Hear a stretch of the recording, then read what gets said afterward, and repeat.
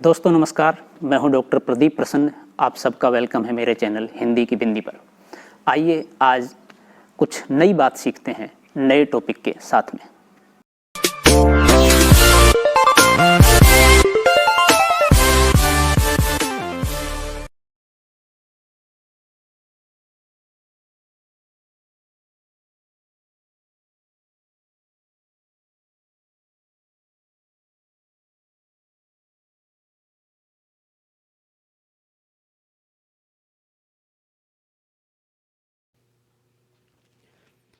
विद्यार्थियों, आज की वीडियो हम बना रहे हैं कक्षा 9 की हिंदी पुस्तक क्षितिज की कविता वाक से। ये कविता ललदत कवित्री ने लिखी है।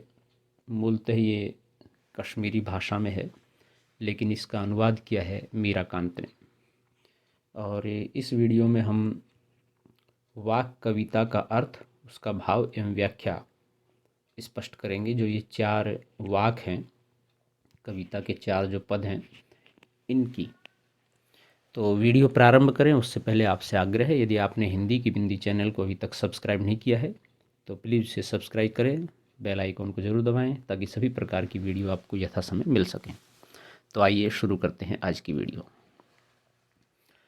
रस्सी कच्चे धागे की खींच रही मैं नाव, जाने कब सुन मेरी पुकार, करे देव भवसागर पार। पानी टपके कच्चे सकोरे, व्यर्थ प्रयास हो रहे मेरे, जी में उठती रह रहे हूँ, घर जाने की चाह है घेरे। इस कविता का भावार्थ क्या है? कवित्री ने इन पंक्तियों में अपने इंतजार और प्रयास का वर्णन किया है कि कब उनका मिलन परमात्मा से हो पाएगा। जिस तरह कच्चे घड़े से पानी टपक टपक कर कम होता जाता है, उसी तरह कवित्री का जीवन भी कम होता जा रहा है। इसी वजह से वे व्याकुल होती जा रही हैं कि कब ईश्वर उनकी पुकार सुनेंगे और इस संसार रूपी सागर से उनका बेड़ा पार लगाएंगे। इन पंक्तियों में कवित्री ने परमात्मा के निकट जाने वाले प्रयासों को कच्चे धागे से खींची जाने वाली नाव के रूप में बताया है। उन्होंने कच्चे धागे शब्द का प्रयोग इसलिए किया है क्योंकि मनुष्य कुछ समय के लिए ही इस धरती पर रहता है, उसके बाद उसे अपना शरीर त्यागना पड़ता है। यानी कि जो ये सांसारिक मोह माया है, इसमें व्यक्ति अपने आप को जब रमा लेता है तो उसका ध्यान नहीं होता प्रभु से, ईश्वर से या इष्ट से उसका साक्षात्कार होना है, उसका मिलना है अंतोगत्वा। और इसलिए वो अपनी सुविधाओं के लिए या कहें कि शारीरिक भौतिक सुख सुविधाओं के लिए दौड़ भाग करता है, जबकि सचमुच वो सुविधाएं व्यक्ति को आनंद नहीं, सिर्फ कुछ समय के लिए सुख या आराम देती हैं। और वास्तविक आनंद की प्राप्ति के लिए ईश्वर की स्तुति, ईश्वर से मिलन के लिए प्रयास करने चाहिए। और कवित्री उसी को यहाँ पर व्याख्यायित कर रही है। जीवन कच्चे धागे की डोर का मतलब यही है, कुछ समय है, बहुत ज़ोर से खींचोगे टूट जाएगा, और उसको कोई है ऊपरी शक्ति जो चलायमान है, चला रही है, वो जल्दी खींच लेगी जब आपका समय निर्धारित है जो पूरा हो जाएगा।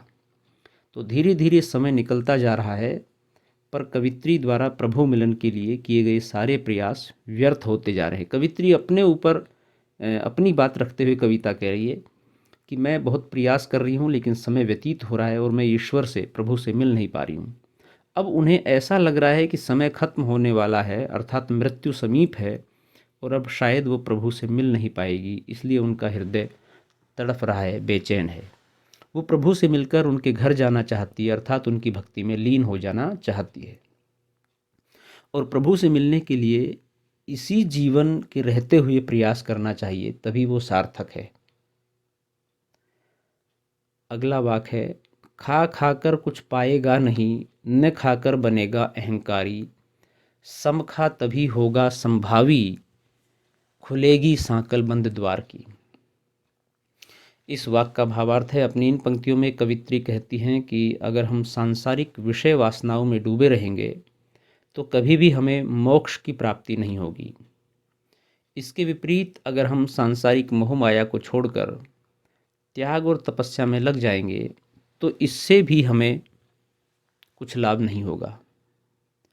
भोग का पूरी तरह से त्याग करने पर हमें अहंकार आ जाएगा, जिसकी वजह से हमें मुक्ति अर्थात ज्ञान की प्राप्ति नहीं होगी। इसी वजह से कवित्री के अनुसार दोनों रास्ते ही गलत हैं।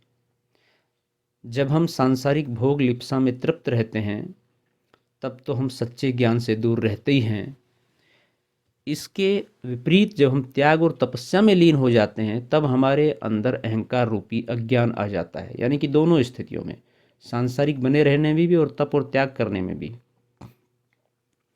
ईश्वर की प्राप्ति नहीं हो सकती, जिसके द्वारा हम सच्चे ज्ञान की प्राप्ति नहीं कर पाते। इसीलिए कवित्री हमें बीच का मार्ग अपनाने के लिए कह रही है, जिससे हमारे अंदर वासना और भोग लिप्सा भी नहीं होगी और न ही अहंकार हमारे अंदर पनप पाएगा। तभी हमारे अंदर समानता की भावना रह पाएगी। इसके बाद ही हम प्रभु की भक्ति में सच्चे मन से लीन हो सकते हैं। कश्मीर की ये कवित्री ललदत के लिए ऐसा कहा जाता है कि जीवित रहते ही इन्होंने प्रभु की प्राप्ति कर ली थी और प्रभु में अपनी आत्मा को एक तरह से परमात्मा में लिप्त कर लिया था। तो इस वाक्य में यही मुख्य बात कहने का प्रयास कर रही कवित्री कि अलग से कोई तप तपस्या करने की आवश्यकता नहीं है, सांसारिक मोहमाया में पड़ने की आवश्यकता नहीं है। उसके मध्य बीच का रास्ता अपनाएं तो अहंकार और सुख सुविधा इन दोनों से दूर रह करके सही रास्ता अपना करके हम ईश्वर की प्राप्ति कर सकते हैं।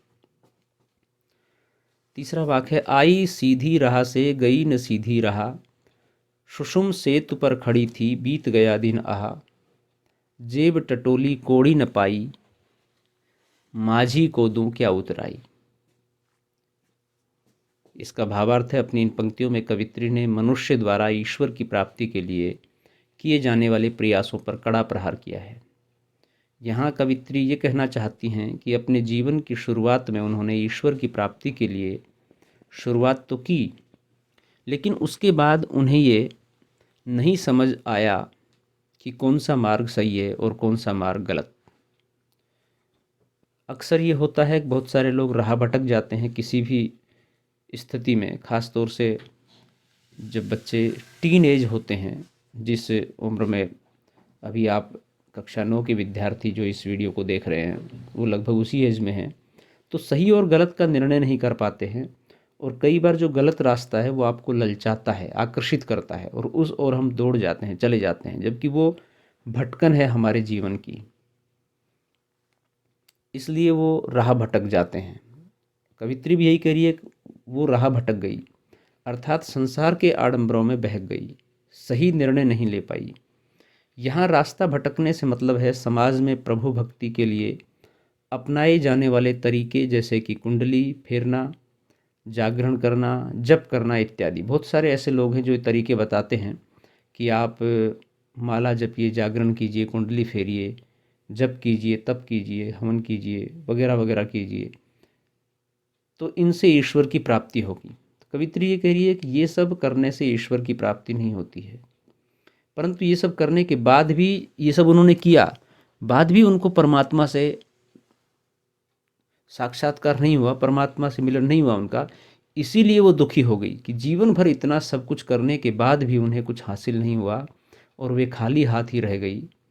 तो उन्हें तो अब ये डर लग रहा है कि जब वे भवसागर रूपी समाज को पार करके ईश्वर के पास जाएंगी तो परमात्मा को क्या जवाब देंगी, क्या उतराई देंगी, क्या जवाब देंगी, क्या कहेंगी। क्यों? क्योंकि उन्होंने तमाम तरह के व्यर्थ आडंबर तो किए ईश्वर को प्राप्त करने के, लेकिन सही रास्ते को नहीं अपनाया। और अपने अनुभव से कवित्री ये कह रही है कि जब मैंने ये गलत रास्ते अपनाए तो मैं ये सीख देना चाहती हूँ, मैं ये सलाह देना चाहती हूँ अन्य लोगों को कि वे गलत रास्ते न अपनाएं, सही रास्ते पर जाकर के सही चीज़ को प्राप्त करें। चौथा वाक्य अगला है, थल थल में बसता है शिव ही, भेद न कर क्या हिंदू मुसलमान, ज्ञानी है तो स्वयं को जान, यही है साहिब से पहचान। इस वाक्य का भावार्थ है कि अपनी इन पंक्तियों में कवित्री हमें भेदभाव, हिंदू मुस्लिम इत्यादि समाज में व्याप्त बुराइयों का बहिष्कार करने का संदेश दे रही हैं। उनके अनुसार शिव यानी कि ईश्वर, जिसको गॉड, अल्लाह, भगवान अलग अलग नाम से वाहे गुरु हम पुकारते हैं, हर जगह बसा हुआ है।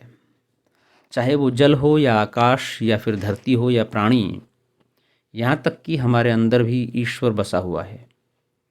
वह किसी व्यक्ति को ऊंच नीच भेदभाव की दृष्टि से नहीं देखता, बल्कि वह हिंदू मुसलमान को एक ही नज़र से देखता है। उनके अनुसार ईश्वर की प्राप्ति के लिए सबसे पहले हमें आत्मज्ञान प्राप्त करना जरूरी है, क्योंकि इससे ही हम ईश्वर को प्राप्त कर सकते हैं। अपने आप को जानना पहले जरूरी है, इस बात पर कवित्री जोर दे रही है। ईश्वर स्वयं हमारे अंदर आत्मा रूप में बसे हुए हैं, अर्थात ईश्वर को जानने के लिए आप कहीं दूर मत जाइए, आप स्वयं को जानने का प्रयास कीजिए। स्वयं को जानने का प्रयास से मतलब यह है कि आप क्या गलत करते हैं, क्या सही करते हैं, दूसरे लोगों के साथ कैसा व्यवहार करते हैं, अपने काम के लिए आप स्वार्थी कितने हो जाते हैं, कितने मतलबी हो जाते हैं। जैसे उदाहरण के लिए आप कहते हैं कि भ्रष्टाचार समाप्त हो जाना चाहिए। जब आप कभी रेल में यात्रा करते हैं तो आप चाहते हो कि आज मुझे कैसे भी किसी भी प्रकार से टिकट मिल जाए, 100 रुपये के मुझे 200 रुपये देने पड़ जाएं, लेकिन स्लीपर टिकट मिल जाए, मुझे आराम से मैं सो के बैठ के चला जाऊं। उसके लिए आप भ्रष्टाचार करने के लिए तैयार हो, लेकिन जैसे ही आपको सीट मिल जाती है दूसरे दिन आप कहते हो भ्रष्टाचार नहीं होना चाहिए, खत्म हो जाना चाहिए, भ्रष्टाचार, बेईमानी खत्म हो जाना चाहिए। तो जहाँ व्यक्ति का स्वयं का स्वार्थ होता है, मतलब होता है, वहाँ वो सब चीज़ करता है जो दूसरों के लिए मनाही करता है। तो उसी बात को यहाँ पर कवित्री कह रही है कि ईश्वर हमारे अंदर है, आत्मा रूप में बसे हुए हैं, बस हमें अपने आप को जानने की, उसको पहचानने की आवश्यकता है। तो हम कहाँ कहाँ कैसे कैसे गलत करते हैं, अनैतिक करते हैं, सामाजिक करते हैं, न्यायिक करते हैं, उसको पहचानिए और सुधारिए। यदि हर व्यक्ति इसी तरह से करने लग जाए, दूसरे पर हस्तक्षेप करने के बजाय, दूसरे पर उंगली उठाने के बजाय, दूसरों की गलती निकालने के बजाय, आप पहले स्वयं ठीक होइए, सुधरिए, वैसा न कीजिए जो दूसरे से अपेक्षा करते हैं। हर व्यक्ति ऐसा करेगा तो निश्चित रूप से वो ठीक हो जाएगा, समाज ठीक हो जाएगा, राष्ट्र ठीक हो जाएगा, और वो अपने आप को पहचानेगा, अपने अंदर बैठी आत्मा के स्वरूप को, ईश्वर को पहचानेगा, तो सही मायने में ईश्वर की प्राप्ति कर पाएगा, ईश्वर से मिलन कर पाएगा। इसलिए कवित्री ज्ञानी पुरुषों से कह रही हैं कि अगर तुम ज्ञानी हो तो स्वयं को पहचानो, क्योंकि आत्मज्ञान ही एकमात्र उपाय है। ये सबसे महत्वपूर्ण बात है पूरे 4 वाक्यों के अंदर, ये जिससे हम परमात्मा को समझ सकते हैं और उन्हें पहचान सकते हैं। आत्मज्ञान, अपने आप को जानना। दिक्कत यह है, अपने आप को हम बहुत सारे लोग नहीं जानते हैं। अपने आप को जानने का मतलब, जैसा हमने ऊपर बताया आपको, कि अपने आप को जानने का मतलब जो आप गलत करते हो उसको आप समझें, उसे आप रिकॉग्नाइज करें और फिर न करें, ऐसी शपथ लें, ऐसी प्रक्रिया के तहत काम करें, ऐसी कोशिश करें। तो ये वाक जो कविता है उसके 4 वाक हैं, उनका हमने अर्थ, भाव और व्याख्या करते हुए उसे स्पष्ट करने की कोशिश की। तो विद्यार्थियों, ये वीडियो यहीं पर संपन्न होती है। वीडियो आपने पूरी देखी, इसके लिए आपका बहुत बहुत धन्यवाद। आशा करते हैं वीडियो आपके लिए लाभप्रद रही होगी, और यदि आपको अच्छी लगी हुई वीडियो तो इसे लाइक कीजिए, शेयर कीजिए, कमेंट्स कीजिए और चैनल को सब्सक्राइब करना न भूलें। आपके मन में कोई सवाल, कोई जिज्ञासा, कोई प्रश्न हो तो आप हमें कमेंट्स के माध्यम से बताइए। आप किसी विशेष टॉपिक पर कुछ चीज़ें समझना चाहते हो तो हमें बताइए कमेंट्स के माध्यम से, हम उस पर वीडियो बनाएंगे ताकि आप बेहतर तरीके से ऑनलाइन अध्ययन कर सकें। तो आज के लिए इतना ही। नेक्स्ट वीडियो के साथ, नेक्स्ट टॉपिक के साथ फिर मिलते हैं। तब तक के लिए शुक्रिया, नमस्कार।